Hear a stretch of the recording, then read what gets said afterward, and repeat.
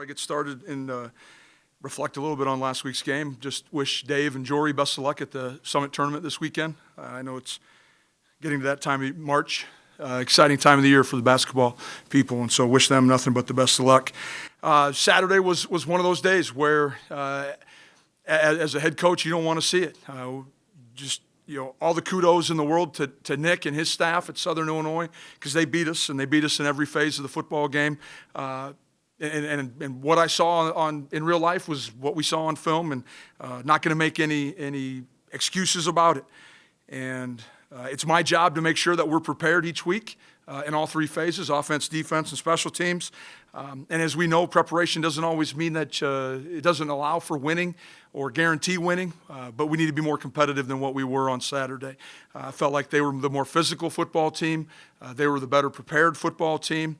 They were the hungrier football team. And so my concern right now is that everything that we've been worried about as a program leading up to this moment, egos, complacency, being comfortable, or the mentality that I got it, probably set in or caught up to us a little bit. And so I need to do a better job of making sure that I eliminate that. I will do a better job of making sure I eliminate that. I think this was a great wake-up call for our football team. As I said, during the course of the game, we looked unprepared. We looked unwilling, overly confident. We can't just roll out the helmets and think that because we're green and yellow, we're going to win every football game. There's good coaches and good players on every football team in the Missouri Valley, and we need to handle it that way. And how I feel is no different than the last time I got beat while at NDSU, and it doesn't happen very often, and that's the goal, is make sure it happens as infrequently as possible. And so we got to get back to the practice field. I'm excited about having the opportunity to work with the guys today. Had a number of them in the office already, coming in, checking on me, if you can believe that. They're the ones that played the game, and they want to check to make sure the head football coach is doing okay. I'm doing fine. I woke up Sunday. I got woken up Sunday by my dog, like every day, and he needed to go outside and go to the bathroom. So, it's back to business. We're going to be prepared. I know our guys are excited to go, and I'm looking forward to it. The thing we cannot allow to happen, we will not allow to happen, is that Southern Illinois gets to beat us twice. And so this has to be an unbelievable week of urgency and focus, not only from our football team, but also our staff and myself as well. I'll open it up for questions at this time. Your first loss as a Bison head coach, is there anything different in the office, different in the locker room, a feel, or do you not want it to be different, business as usual? No, there's a different feel. Staff meeting yesterday was probably about as uncomfortable a staff meeting as I've had since 2017, and I think that's just perfectly fine. I don't think there's any reason to try to create excuses. We got our tails whipped, and we need to get back to the drawing board. Losing does one of two things: either you can brush it under the rug, or you can look at all the deficiencies that maybe it showed or proved, and you get the opportunity to go fix them. And I think we're in the fixing mood right now. I don't think it's the Bison way just to say, oh, this is just a one-time deal. We get a great opportunity to reevaluate everything within the program when you take a loss like this. And so I've had the opportunity to see it firsthand a couple different times, and have utilized that experience and knowledge to the best that I can so far. What's the first thing to fix the offense if you're to? Well, I think we got more consistent in the run game. And I think that starts up front. We have to communicate better. We need to be more efficient. Early downs, we're in too many long yardage situations. 2nd and 8, 3rd and 7, 3rd and 6, where all of a sudden we become one dimensional, and we can't allow that to happen, especially if we want to stay on the field. One of my biggest frustrations about the weekend is we've had games in the past where both sides of the football have bailed one another out. 2019, 9-0. Defense bails out the offense. 2016, I can talk about it because I was the bad D coordinator that day against Eastern Washington, right? Offense bailed out the defense. We gave up 40, and we still found a way to win. Well, this was one of those times. Doesn't happen very often. I can think of a couple other where neither side of the football was able to bail each other out, and that's what was frustrating. We just weren't prepared to go, and we have to do a better job in our preparation. How have you seen the players respond so far?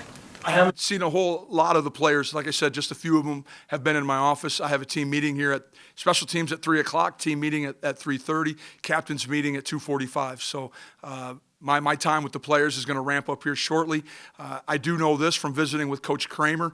It was the quickest we've ever cleaned and departed the locker room in the time that he's been here at NDSU. What's your message to them once you meet with them? That we have to either learn from this or this is going to cause us to continue to have concerns. Like I said before, losses expose your deficiencies, but they also expose your character as well. And so we got some really good players, some good kids. We weren't prepared, and that falls on me. So it's my job to get them going, get them ready to play. You really see in the post-game comments the angst and just the unaccepted on Michael Tutsey's face. He was just beyond, it seems like, beside himself. Yep. Jabril's not here, Trey's not here, Dylan's not here, Carson's not here. What do you look for from the young leaders, or younger leaders maybe than they were going to be on this team moving forward? Well, we need more, and that's going to be the other message that's expressed today. Our junior class has to elevate itself. We can't sit around and wait. A lot of you guys have seen the white shirts we wear pregame, #RNME. Right now means everything. We can't sit around and wait for something positive to happen. We need our guys to make it happen immediately. Today's practice, most important moment of the day. You get to class, that's your most important moment of the day. We're trying to live in the moment rather than avoid our guys looking too far ahead. And so we need our junior class to take care of business. It's just the way it is. They got thrown into the leadership role really quick, and they need to accept it, and let's get going. Change preparation, Matt. How do you do that for a 5-day period to lead up to another game? Well, I think the sense of urgency, the attention to detail are some things that we can address. I talked about it earlier, Dom. Being overly confident, being comfortable, thinking that just because I've never lost at NDSU, it doesn't happen.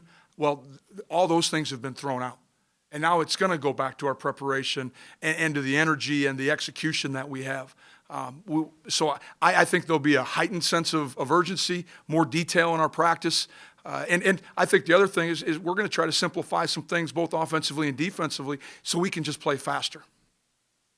I'm sorry, you used the word deficiencies a couple times. Yep. Do you mean strictly in preparation and mental preparation, or do you mean that like scheme or position group Well, I deficiencies? think there's certain things that maybe some of our players can't do, and we're identifying that. But good coaches take what you have and make it work for you within your scheme. And so if we need to get rid of some schemes, add some things that maybe are better suited for us offensively and defensively, that's what we need to do right now. We have a large playbook. We need to minimize it right now so we can become more efficient in the things we need to hang our hat on. Luke, you've been on the depth chart last 2 weeks, but haven't played. Or Still waiting on the final say from the medical staff. Luke, Shoulder. Personally, kind of what's your level of confidence in your guys' ability to bounce back? Kind of how do you feel like they're going to be able to bounce back from this week? I got all the confidence in the world in this group that they're going to be willing to bounce back. And when I say this group, referring to the players and the coaching staff. Do you envision Cam Miller getting more snaps at all this week, or is that specific for SIU? I don't know at this time. We're in the early stages of the game planning. I don't think anything's off the table. We know that as a football program, we need to play better on Saturday. So whatever we can do to move the football, stack some first downs on top of one another, that's what we're going to have to do. Kind of how are you guys going to balance, fixing the stuff from last week and then looking ahead to Missouri State? Kind of how do you find that balance after a loss? Oh, I think just from my previous experience while being here, I think you incorporate some of the things that maybe SIU took advantage of or we didn't defend very well. You try to sneak those in here and there during the course of practice while you're preparing for Missouri State. Because I guarantee you this, Missouri State's looking at everything that we struggled with on Saturday and hoping they can do it the same thing. I mean, this league has traditionally been known as a copycat league. We see whatever someone has success with early in the year, we have to defend it all year long. And so I wouldn't be surprised to see the insert zone. I wouldn't be surprised to see some 4x1 empty stuff. It is what it is. I do the same thing. I mean, that's what I'm doing when I look at film and looking at Missouri State right now. I'm trying to identify what Western Illinois or what Central Arkansas or Oklahoma did to them and that they struggled to defend. Not an excuse last week, but is there an advantage or do you feel better about having the full 7-day prep for this game? Our preparation's our preparation. I'm excited. I wish we could play tomorrow. I think and I think our players would say the same thing. But we got to get back to work. There's plenty of room for improvement. We talked about a number of things that I think we can improve on. I could give you more if you want them. Being a coordinator for that last loss, what do you take away from that you can rehash now with the team?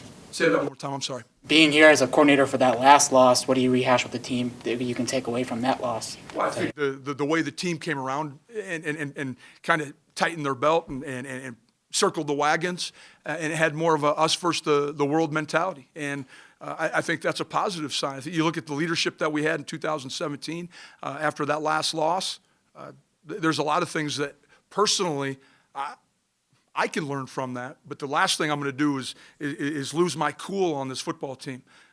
We have too much at stake. Every goal that we had preseason is still out there. And so the sky hasn't fallen.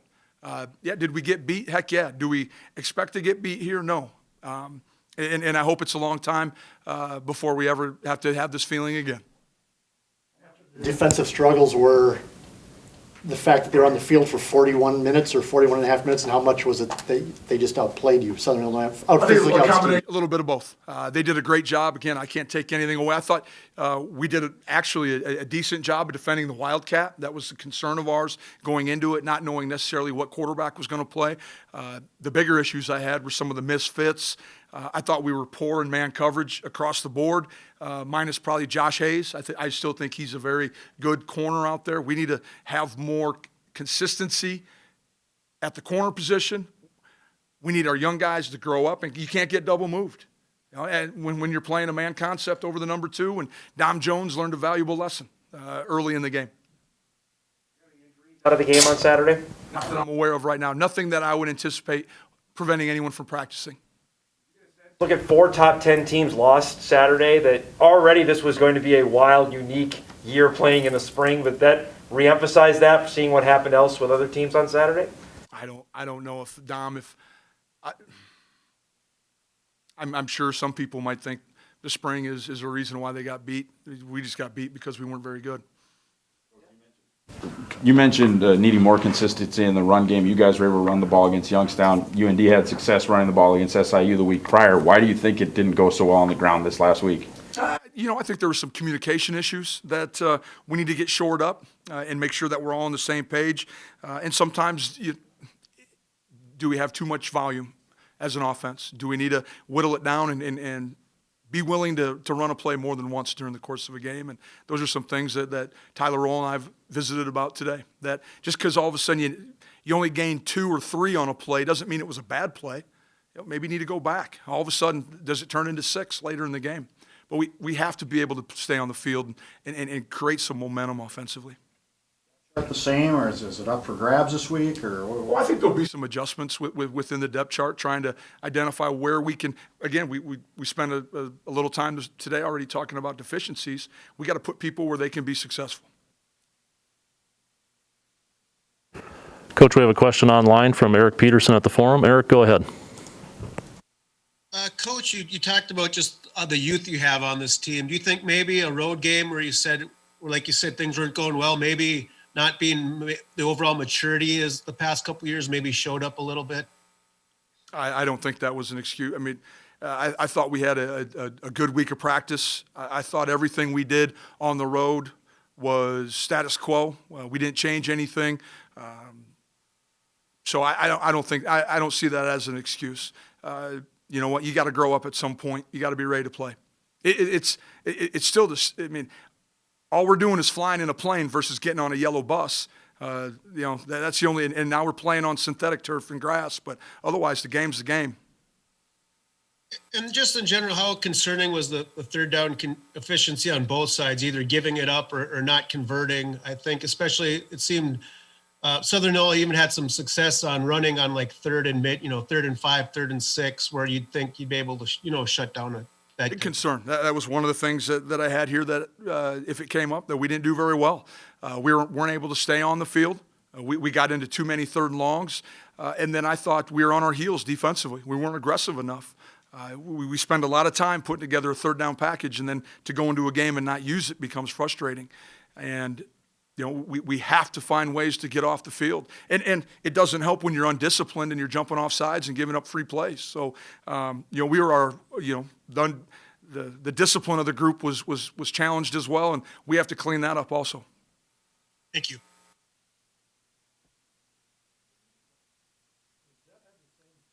In the offense that Trey and Easton had, is he changing plays at the line of scrimmage? Is he making a read? And he has. There's some of that stuff built into our play calls that he has.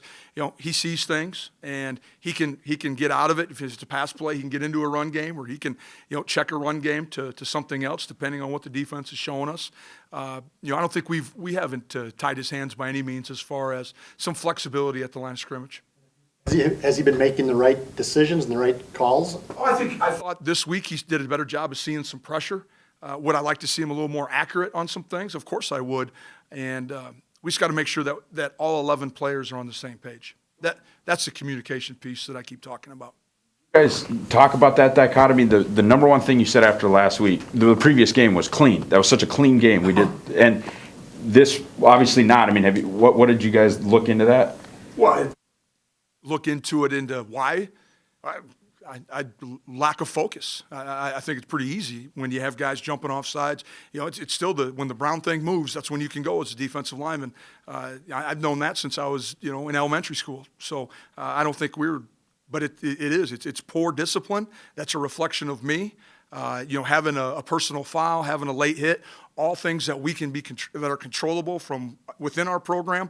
I get it. Holding calls, PIs, those things happen. 1 week, what a holding looks like isn't the next week. But all these things are controllable. We talk about it at length. And so what I've gathered is, as our kids are hearing me, I don't know if they're listening to me well enough right now. Because, again, it goes back to, the I got it mentality that some of our guys have never experienced this loss before.